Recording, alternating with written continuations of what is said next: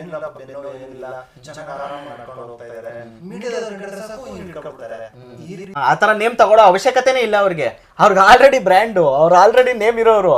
ಆತರ ಬಾಲು ಅವರೇ, ನೆಕ್ಸ್ಟು ನಮ್ಮ ಡಿ ಬಾಸ್ ದರ್ಶನ್ ಅವ್ರದೇನೆ ಮೊನ್ನೆ ರೀಸೆಂಟಾಗಿ ಮೈಸೂರಿಗೆ ಹೋಗಿದ್ರು. ಅಂದ್ರೆ ಹಾಸ್ಪಿಟಲ್ಗೆ ಅವ್ರು ಮೈಸೂರು ಫಾರ್ಮ್ ಹೌಸ್ ಅಲ್ಲೇ ಇರೋದು, ಹಾಸ್ಪಿಟಲ್ಗೆ ಅಂತ ಹೋಗಿರ್ತಾರೆ.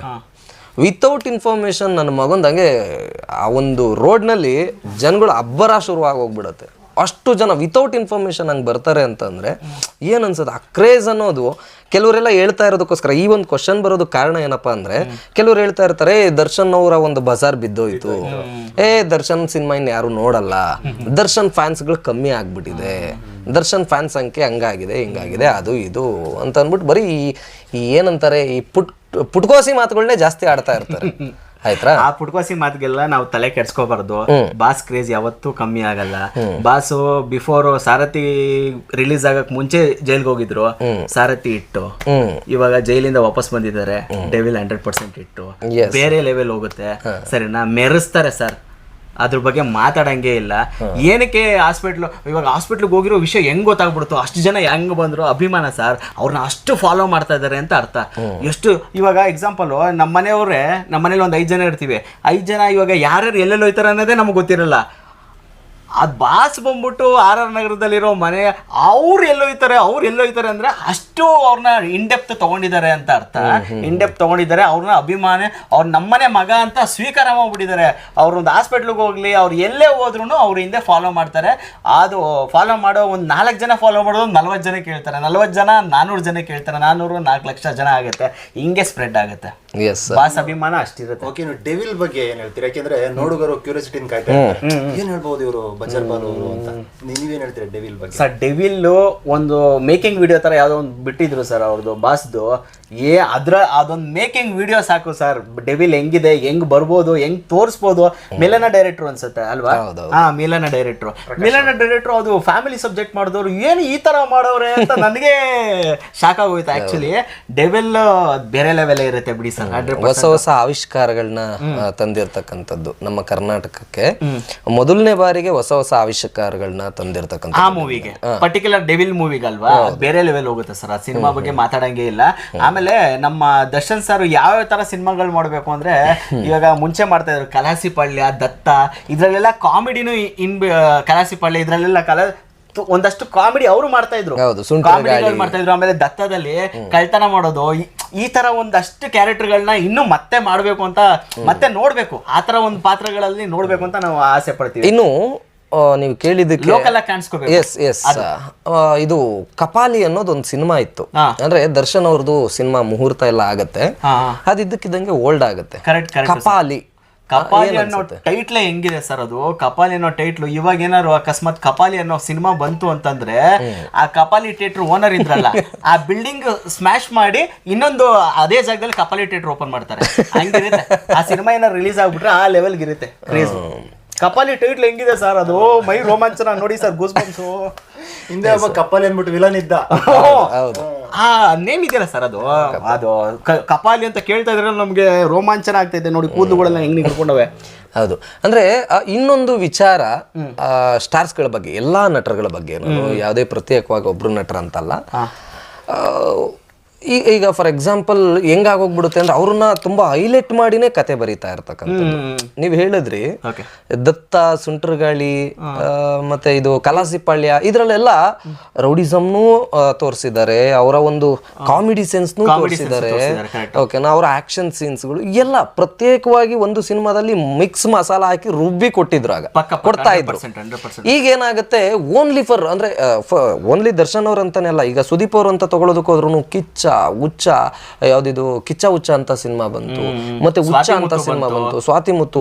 ಇದ್ರಲ್ಲೆಲ್ಲ ಅವರ ಒಂದು ಆಕ್ಟಿಂಗ್ ಸ್ಕಿಲ್ಸ್ಗಳನ್ನ, ನವರಸಗಳನ್ನೂ ಕೂಡ ಎತ್ತಿ ತೋರಿಸುವಂತ ಒಂದು ಕೆಲಸನ ಪ್ರತಿಯೊಬ್ಬ ನಿರ್ದೇಶಕರು ಕೂಡ ಮಾಡ್ತಾ ಇದ್ರು. ಆಗ ಸಿನಿಮಾ ಪ್ರತಿಯೊಂದು ಸಿನಿಮಾನು ಇಟ್ಟು ಲಿಸ್ಟಲ್ಲಿ ಸೇರ್ತಾ ಇತ್ತು. 100 ಡೇಸು, 50 ಡೇಸು, ಆ ಥರ ಒಂದು 75 ಡೇಸು, ಒಂದು ಇದನ್ನು ಸೇರೋದು, ಗೋಲ್ ಸೇರೋದು. ಸರ್ ಅವಾಗೆಲ್ಲ ಎಕ್ಸ್ಪೆರಿಮೆಂಟ್ ಗಳು ಮಾಡ್ತಾ ಇದ್ರು, ಇವಾಗ ಎಕ್ಸ್ಪೆರಿಮೆಂಟ್ ಮಾಡಲ್ಲ. ಈಗ ಒಂದು ಕತೆ ಅಂತ ಬಂದ್ಬಿಟ್ರೆ ಸಾಕು, ಈಗ ಒಬ್ರು ನಟರು ಅಂತ ಬಂದ್ರೆ ಇಲ್ಲ ನಾವು ಅವ್ರನ್ನ ಇನ್ನೂ ಡಿಫ್ರೆಂಟ್ ಆಗಿ ತೋರಿಸ್ಬೇಕು ಅನ್ನೋ ಒಂದು ಯೋಚನೆನೇ ಮಾಡಲ್ವಲ್ಲ ನಿರ್ದೇಶಕರು. ಮೈಂಡ್ ಸೆಟ್ ಹೋಗ್ಬಿಟ್ಟಿದೆ. ಇವಾಗ 5 ಕೋಟಿ ಹಾಕದ್ನ 10 ಕೋಟಿ ಹಾಕದೆ 5 ಕೋಟಿ ತೆಗಿಯೋದು ಹೆಂಗೆ, ಮಾಸ್ ಎಲಿಮೆಂಟ್, ಬಾಸ್ಗೆ ಏನ್ ಬೇಕೋ ಮಾಸ್ ಎಲಿಮೆಂಟ್ ಅದೊಂದನ್ನೇ ತುಂಬ್ತಾ ಇದಾರೆ ಹೊರತು ಕಂಟೆಂಟ್ ಇವಾಗ ನ್ಯಾಚುರಲ್, ಇವಾಗ ಕಲಾಸಿಪಳ್ಳಿ ಆಗಿರ್ಬೋದು, ದತ್ತ ಆಗಿರ್ಬೋದು, ಹೆಂಗೆ ನ್ಯಾಚುರಲ್ ಆಗಿ ಎಷ್ಟು ಸಕ್ಕದಾಗಿ ಲೋಕಲ್ ಡ್ರೆಸ್ ಹಾಕೊಂಡು ಹಿಂಗ್ ಅನ್ಕೊಂಡು ಮಾಡ್ತಾ ಇದ್ರೆ ಅದೊಂದು ಗತ್ತದು. ಅದು ನೋಡೋ ಆಡಿಯನ್ಸ್ ಬಿಡು ನಾನು ಈ ತರ ಮಾಡ್ತಾ ಇದ್ನಲ್ಲ, ನಾನು ಹಿಂಗೆ ಇದೇ ತರ ಪೊರ್ಕಿ ತರ ಇದ್ನಲ್ಲ, ಈ ತರ ಒಂದು ಲೋಕಲ್ ಆಡಿಯನ್ಸ್ ಹಿಂಗೆ ಗುಬ್ರಾಕೊಂಡ್ಬಿಡೋರು.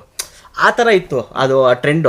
ಇವಾಗ ಮಾತು ಮುಂಚೆ ಸೂಟು ಬೂಟು ಕೋಟು ಈ ತರ ಹಾಕಿದ್ರೆ ನಮ್ ಬಾಸ್ಗೆ ಏನ್ ಗೊತ್ತಾ, ಲೋಕಲ್ ಆಗಿದ್ರೇನೆ ಸರಿ. ಈ ಸೂಟು ಬುಟ್ಟು ನಮ್ಗೆ ಸೆಟ್ ಆಗದೇ ಇಲ್ಲ. ಆದ್ರೂ ಒಂದಷ್ಟು ಆಡಿಯನ್ಸ್ ಸೂಟು ಬುಟ್ಟು ಡೈರೆಕ್ಟರ್ಗಳು ಹಾಕಿಸ್ತಾ ಇದಾರೆ. ಅದನ್ನ ಬಿಟ್ಟು ಹೊರಗಡೆ ಬನ್ನಿ ಅಂತ ನಾನು ಹೇಳಕ್ ಇಷ್ಟಪಡ್ತೀನಿ ಅಷ್ಟೇ, ಇನ್ನೇನಿಲ್ಲ. ಅದು ಬಿಟ್ಟು ಹೊರಗಡೆ ಬಂದ್ರೆ ಬೇರೆ ಲೆವೆಲ್. ಬಾಸೆ ಕರ್ನಾಟಕ ಬಿಟ್ಟು ಹೋಗೋದಿಲ್ಲ ಬಾಸು. ಅವತ್ತು ಹೇಳಿದ್ದಾರೆ, ಇವತ್ತು ಹೇಳ್ತಾ ಇದಾರೆ. ಸರಿನಾ, ಕರ್ನಾಟಕ ಬಿಟ್ಟು ನಮ್ ಬಾರ್ಡ್ರ್ ಗುರು, ನಮ್ ಬಾರ್ಡ್ರಲ್ಲಿ ನಾವು ಮೇಂಟೈನ್ ಮಾಡ್ಕೊಂಡು ಹೋಗ್ತೀವಿ, ನಮ್ಗೇನ್ ತೆಲುಗು ಬೇಡ ತಮಿಳ್ ಬೇಡ ಹಂಗೆ ಹೇಳಿದಾರೆ ಅವರು. ಆ ಲೆವೆಲ್ಗೆ ಹಂಗ್ ಮಾಡ್ಕೊಂಡು ಹೋಗ್ಬೇಕಲ್ಲ. ನೋಡಿ ನಿಮ್ಗೆ ನೀವು ಹೇಳಿದ್ದಕ್ಕೆ ಅದು ಮೂಲ ಉದಾಹರಣೆ, ಸೂಕ್ತವಾದಂತ ಉದಾಹರಣೆ ಅಂದ್ರೆ ಕಾಟೇರ ಸಿನಿಮಾ. ಕಾಟೇರದಲ್ಲಿ ಏನು ಅಂತ ಮಾಸ್ ಎಲಿಮೆಂಟ್ ಯಾವುದು ಕೊಟ್ಟಿಲ್ಲ. ಓಕೆನಾ.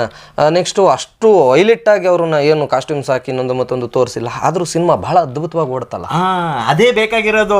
ಕಂಟೆಂಟ್ ನಾರ್ಮಲ್ ವ್ಯಕ್ತಿ ಹೆಂಗಿದ್ದಾರೆ ಇವಾಗ ನೋಡಿ, ತರುಣ್ ಸುಧೀರ್ಗೆ ಅವ್ರಿಗೆ ಅರ್ಥ ಆಗ್ಬಿಟ್ಟಿದೆ. ಹೌದು. ಇವಾಗ ರಾಬರ್ಟ್ ಆಗಿರ್ಲಿ, ಅವ್ರು ನಡೆಯೋ ಸ್ಟೈಲು ಅದೆಲ್ಲ ಒಂದಷ್ಟು ಕ್ಯಾರಿ ಫಾರ್ವರ್ಡ್ ಮಾಡಿದ್ದಾರೆ. ಈ ಕಲಾಸಿ ಪಳ್ಯದಲ್ಲೆಲ್ಲ ಹೆಂಗ್ ನಡ್ಕೊಂಡ್ ಬರ್ತಾರೆ, ಹಿಂಗ್ ಕಾಲರ್ ಎತ್ಬಿಟ್ಟು ಅದನ್ನೆಲ್ಲ ರಿವರ್ಟ್ ಮಾಡಿದ್ದಾರೆ. ಪ್ಲಸ್ ಆಮೇಲೆ ಸ್ಟೈಲಿಶ್ ಆಗಿ ತೋರಿಸಿದ್ದಾರೆ. ಸರಿ, ನಾ ಹಾಕೋ ಡ್ರೆಸ್ಸು ಇದ್ರಲ್ಲೆಲ್ಲ ಸೂಟು ಬೂಟ್ ಹಾಕ್ಸಿಲ್ಲ ಅವರು. ರಾಬರ್ಟ್ ಅಲ್ಲಿ ಅವರು ಒಂಥರ ಸ್ಟೈಲಿಶ್ ಆಗಿ ಕಾಣೋ ತರ ಮಾಡಿದ್ದಾರೆ ರಾಬರ್ಟ್. ಇದು ತರುಣ್ ಸುಧೀರ್ ಅವ್ರಿಗೆ ಗೊತ್ತು, ಸೊ ನಮ್ಮ ದರ್ಶನ್ ಬಾಸ್ನ ಹೆಂಗ್ ತೋರಿಸ್ಬೇಕು ಅನ್ನೋದು ಅದೊಂದು ಗೊತ್ತು ಅವ್ರ. ಯಾಕಂದ್ರೆ ಅವರು ಕಲಾಸಿಪಳ್ಳಿ ದತ್ತ ಸಿನಿಮಾ ಇಷ್ಟಪಟ್ಟಿರೋದ್ರಿಂದಾನೆ ಅವ್ರನ್ನ ಹೆಂಗ್ ತೋರಿಸ್ಬೇಕು ಅನ್ನೋದು ಗೊತ್ತು. ಅವ್ರು ಅದೇ ತರನೇ ಮಾಡ್ತಾ ಇದ್ದಾರೆ. ಎಲ್ಲ ಒಂದ್ ಕಡೆ ಬಾಸ್ ಅಭಿಮಾನಿಗಳು ಅವರಿಗೆ ಒಂದು ಇದು ಸೆಟ್ ಆಗ್ಬಿಟ್ಟಿದ್ದಾರೆ. ತರುಣ್ ಸುಧೀರ್ ಅವ್ರು ಕೊಟ್ರೆ ಡಿ ಬಾಸ್ ಒಂದಷ್ಟು ಜನ ಪಕ್ಕ ಫಿಕ್ಸ್ ಆಗಿದ್ದಾರೆ. ಹಂಗೆ ಅನ್ಕೊಂಡಿದ್ದಾರೆ. ಆ ತರ ಮಾಡ್ಬೇಕು, ಬೇರೆಯವರು ಮಾಡ್ಬೇಕು. ಬೇರೆಯವ್ರು ಮಾಡಿದಾಗ ಅದೊಂದು ಇದಾಗುತ್ತೆ. ಎಸ್. ಇನ್ನು ದರ್ಶನ್ ಅವ್ರ ಬಗ್ಗೆ ಆಯ್ತು. ಇನ್ನು ನೆಕ್ಸ್ಟ್ ನಮ್ಮ ಸುದೀಪ್ ಅವರು ದರ್ಶನ್ ಅವ್ರ ಬಗ್ಗೆ ಇನ್ನೊಂದು ಕ್ವಶನ್ ಕೇಳ್ಬೇಕು. ಖಂಡಿತ ಕೇಳಿ. ದರ್ಶನ್ ಅವ್ರ ಬಗ್ಗೆ ಸಾಮಾನ್ಯವಾಗಿ ಹೇಳ್ತಾ ಇರ್ತಕ್ಕಂಥದ್ದು, ಅವರು ಏನಾದ್ರು ಅವ್ರಿಗೇನು ಇಲ್ಲಪ್ಪ, ಬೆನ್ನೋ ಏನು ಇಲ್ಲ, ಚೆನ್ನಾಗಿ ಆರಾಮಾಗಿ ನಡ್ಕೊಂಡು ಹೋಗ್ತಾ ಇದಾರೆ. ಮೀಡಿಯಾದವ್ರು ಕಂಡ್ರೆ ಸಾಕು ಹಿಂಗ್ ಇಟ್ಕೊಂಡ್ಬಿಡ್ತಾರೆ. ಈ ರೀತಿ ಸಿಕ್ಕಾಬಿಟ್ಟೆ ಮಾತುಗಳು ಹರಿದಾಡ್ತಾ ಇದೆ ಕರ್ನಾಟಕದ ಜನಗಳಲ್ಲಿ, ಕೆಲವರಲ್ಲಿ.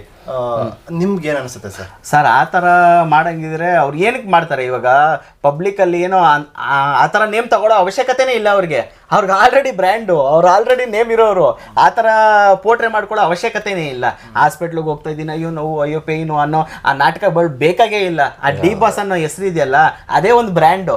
ಅವ್ರು ನಡೆದ್ರು ಮಾಡ್ತಾರೆ, ಅವ್ರು ಎಲ್ಲೂ ತಿಂದ್ರು ಮಾಡ್ತಾರೆ, ಏನ್ ಮಾಡಿದ್ರು ಮಾಡೇ ಮಾಡ್ತಾರೆ.